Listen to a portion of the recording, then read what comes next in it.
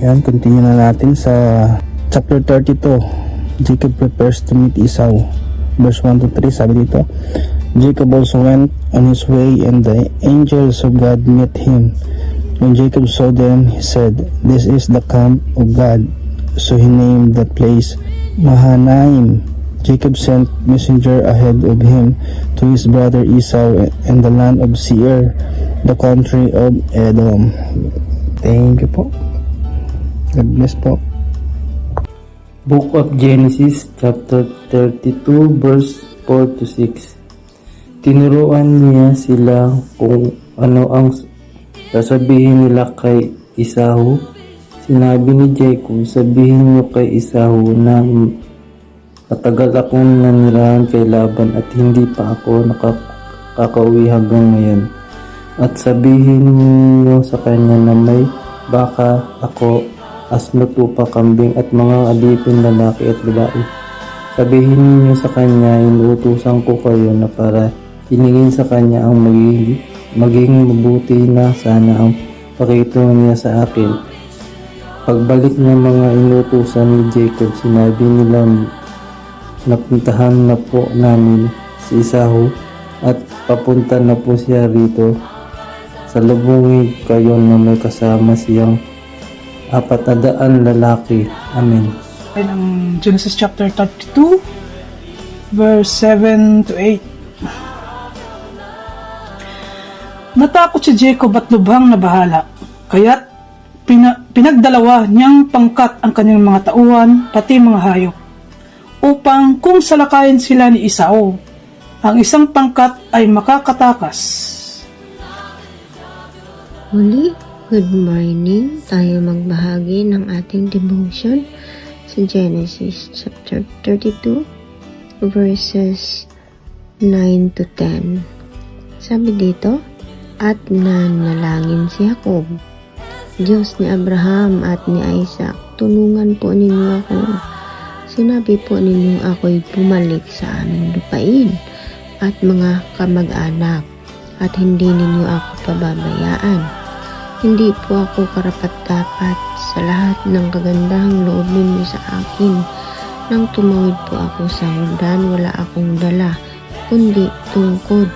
Ngunit ngayon sa aking pagbabalik, 2 pangkat na ang aking kasama. Purihin ng Diyos sa pagkakabasa ng kanyang mga salita. Si Jacob po ay nangangamba na kapag magkita sila ng kanyang kapatid ay galit pa ito, kaya hesitant siya talaga. Pero ang kagandahan lang dito, talagang ipinalangin niya talaga kay Lord. Pinapaalala niya kay Lord na sinabi niya po sa akin na bumalik na ako, di ba?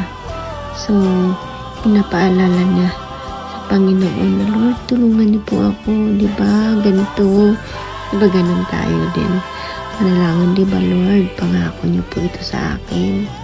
Na kapag ako'y sumunod, ito po yung mga gagawin mo sa akin. Pag taong sumusunod, di ba, pagpapalain mo, di ba ganun? Ganun din po si Jacob. Inilathala niya dito na lahat ng meron siya ay galing kay Lord. Kasi sinabi nga na dito na nung tumawid ako sa Jordan, wala po akong ibang dala kundi tungkod. So, pinapakita lamang dito na lahat ng meron siya ay galing kay Lord, bigay ni Lord, pagpapala ni Lord sa kanya. Sana ganun din tayo man ay pinagpalang lubos. Atin laging alalahanin na lahat ng bagay na meron tayo ay buhat sa Panginoon. Yun lang po. Magandang araw.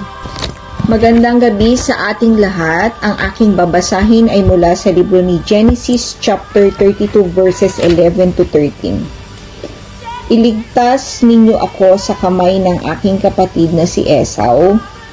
Nangangamba po akong sa pagkikita namin patayin niya kami pati mga babae at mga bata. Nangako po kayong hindi ninyo ako pababayaan. Sinabi ninyong pararamihin ninyo ang aking lahi sindami ng mga buhangin sa dagat. Kinabukasan, si Jacob ay naghanda ng regalo para kay Esau, ang mabuting salita ng Diyos. Amen. Sinabi po dito sa Genesis chapter 32, verse 14 to 20. 200 babaeng kambing at 20 lalaking kambing, 200 babaeng tupa at 20 lalaking tupa, 30 inahing kamelyo kasama pa ang kanilang mga bisiro, 40 babaeng baka at 10 toro, 20 babaeng asno at 10 lalaking asno. Ginawang 2 grupo ni Jacob ang mga hayop at ang bawat grupo ay may aliping nagbabantay. Sinabihan niya ang kanyang mga alipin, "Mauna kayo sa akin at lumakad kayo na may pagitan ang bawat grupo."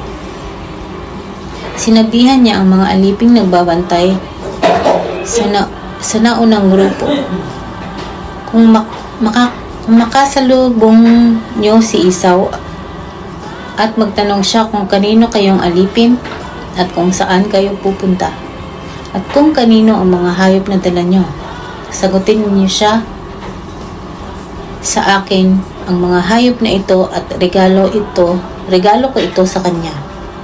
Sabihin din ninyo na sa kanya nakasunod ako sa inyo."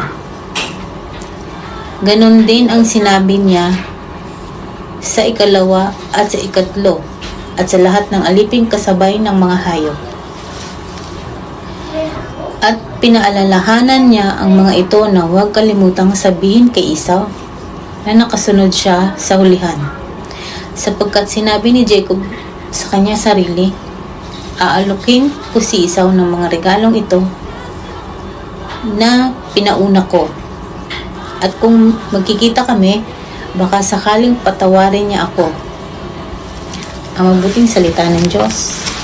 Amen. Genesis chapter 32 verse 21 to 25. Ang mga regalong ito ay nauna na sa kanya. Nagpahinga muna siya sa kanyang kampo ng gabing iyon. Nang gabi ring iyon, gumising si Jacob at itinawid sa ilog Jabok ang 2 niyang anak, 11 anak at 2 asawang lingkod. Pagkatapos maitawid ang lahat niyang ari-arian, naiwang mag-isa si Jacob.